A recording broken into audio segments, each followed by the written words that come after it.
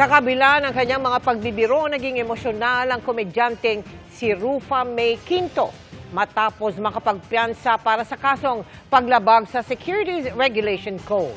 Ipinagpaliban naman ang pagbasa ng sakdal sa kapwa-akusado ni Quinto na si Neri Naig Miranda. Nakatutok si Salima Refran. Naniniwala po ako na justice is very fair.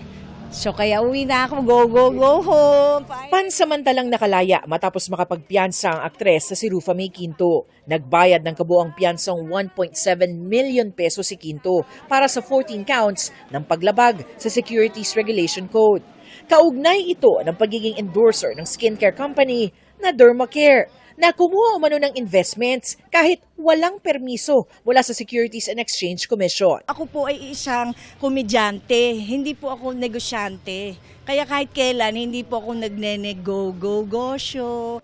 Sa kabila ng mga pagbibiro, naging seryoso si Quinto nang aminin na ang tunay na nararamdaman.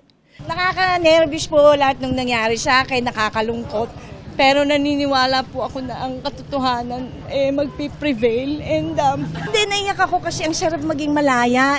Sa pagharap sa Pasay RTC Branch 111, naghain ang aktres ng not guilty plea. Ibinasura naman ng korte ang motion for reconsideration and reinvestigation ng kampo ni Quinto.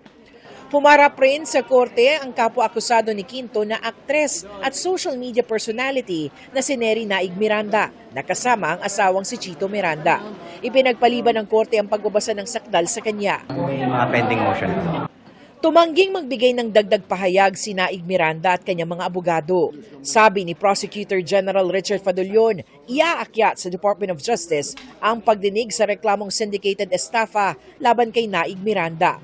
Nauna ng binasura ng Pasay RTC Branch 112 ang arrest warrant kay Naig Miranda at iniutos na isalang muli sa preliminary investigation ng reklamo dahil hindi raw nabigyan ng due process si Naig Miranda nang hindi matanggap ang mga sabpina para sa kanya.